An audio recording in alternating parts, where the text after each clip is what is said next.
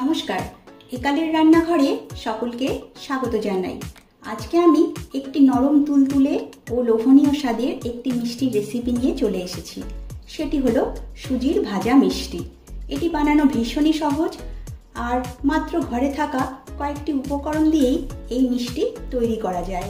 বাড়িতে কোনো অতিথি এলে এই মিষ্টি দিয়ে তাদেরকে আপ্যায়নও করতে পারবেন।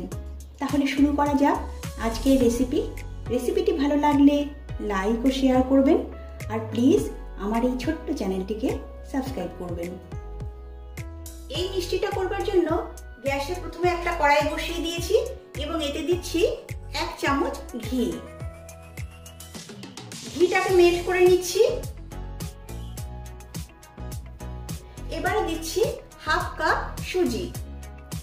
আমি এখানে 1/2 কাপ সুজি দিচ্ছি, আপনারা আপনাদের প্রয়োজন মতো সুজি বাড়িয়ে বা কমিয়ে নিতে পারেন।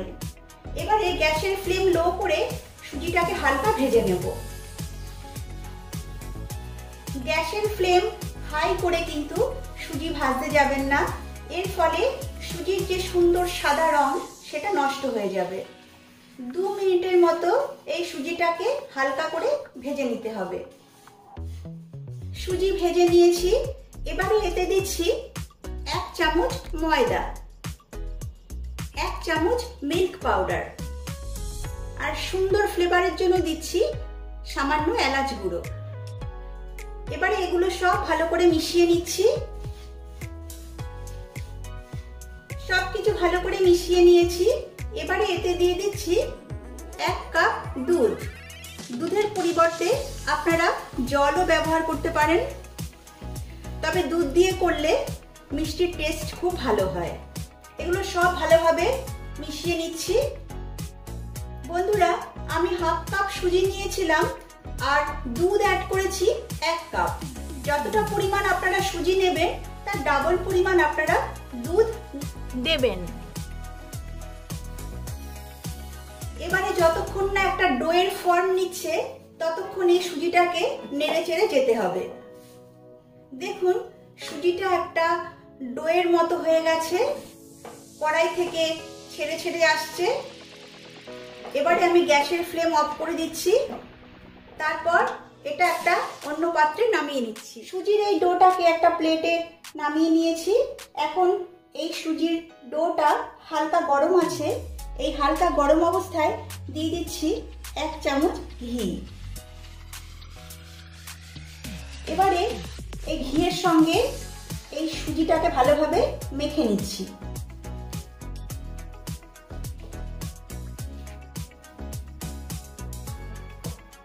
সুজির ডোটাকে খুব ভালোভাবে মেখে নিয়েছি। এবারে এটা কিছুক্ষণের জন্য ঢাকা চাপা দিয়ে রাখছি।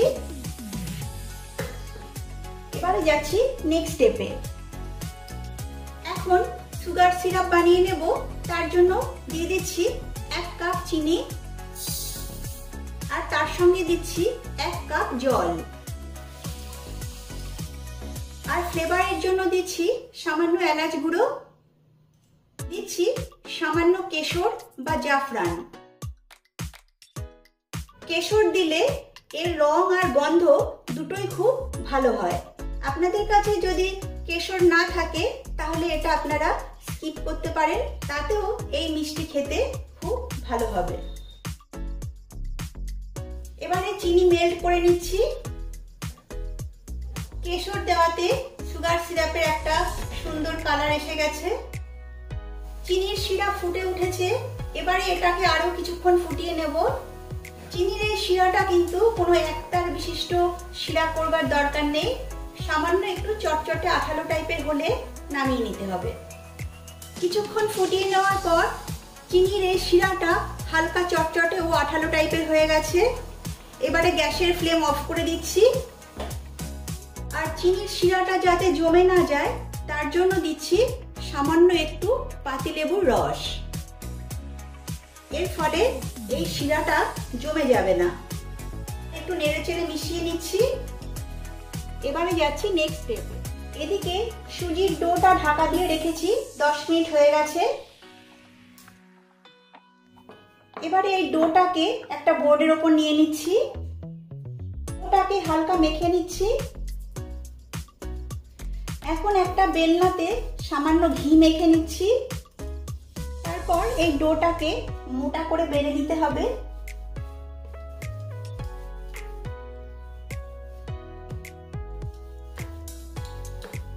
দেখুন মোটা করে বেলে নিয়েছি। এবারে একটা চৌকো শেপ দিয়ে নিচ্ছি, তাহলে কাটতে সুবিধে হবে মিষ্টিগুলো।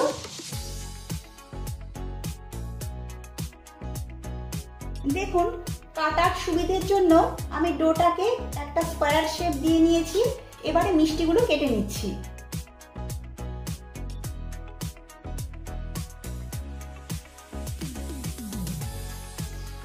আমি স্কয়ার শেপ করে মিষ্টিগুলো কেটে নিচ্ছি। আপনারা আপনাদের মনের মতো মিষ্টিগুলো কেটে নেবেন। দেখুন মিষ্টিগুলো আমি এরকম স্কয়ার শেপ করে কেটে নিয়েছি। মিষ্টিগুলো একটা প্লেটে তুলে নিচ্ছি। এবারে যাচ্ছি পরের স্টেপে। মিষ্টিগুলো ভেজে নেব, তার জন্য কড়াইতে বেশ পরিমাণ মতো সাদা তেল নিয়েছি। তেলটা হালকা গরম হয়েছে, এখন আমি এতে মিষ্টিগুলো ভেজে নিচ্ছি। তেল হালকা গরম করে তবেই মিষ্টিগুলো তেলে ছাড়বেন। অতিরিক্ত গরম তেলে কিন্তু মিষ্টিগুলো দেবেন না, এর ফলে মিষ্টিগুলো কিন্তু তেলে দেওয়ার সঙ্গে সঙ্গে কালো হয়ে যাবে। মিষ্টিগুলো ভাজার সময় কিন্তু গ্যাসের ফ্লেম মিডিয়াম টু হাই করে রাখতে হবে। লো ফ্লেমে মিষ্টি ভাজলে মিষ্টিগুলো ভেঙে যেতে পারে। উল্টে পাল্টে লাল লাল করে মিষ্টিগুলো ভেজে নিতে হবে।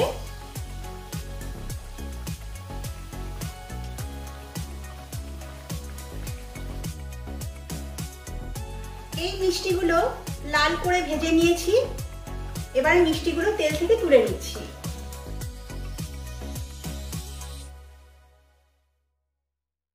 বাকি মিষ্টিগুলিও একই রকম ভাবে ভেজে নিচ্ছি। দেখুন সবগুলো মিষ্টি ভেজে নিয়েছি। এবারে যে চিনির শিরা আমি তৈরি করে রেখেছিলাম সেটা এখন হালকা গরম আছে। এই হালকা গরম অবস্থায় আমি এই গরম মিষ্টিগুলো দিয়ে দিচ্ছি। তারপর শিরাতে ভালো করে ডুবিয়ে দিচ্ছি মিষ্টিগুলো।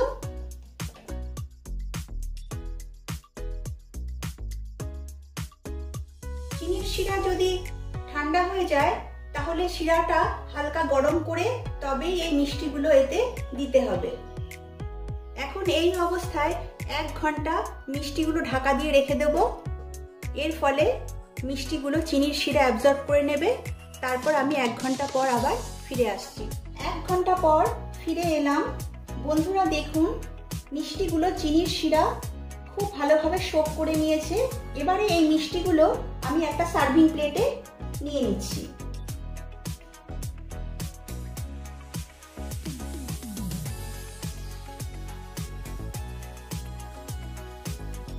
একটা মিষ্টি আমি আপনাদেরকে কেটে দেখাচ্ছি।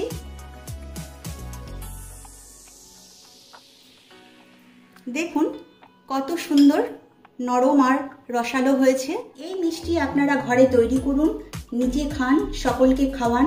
আশা করি সকলেরই ভীষণ ভালো লাগবে। ভালো লাগলে লাইক, শেয়ার ও কমেন্ট করবেন আর আমার চ্যানেলটিকে সাবস্ক্রাইব করবেন। সকলে সুস্থ থাকবেন, ভালো থাকবেন। নমস্কার।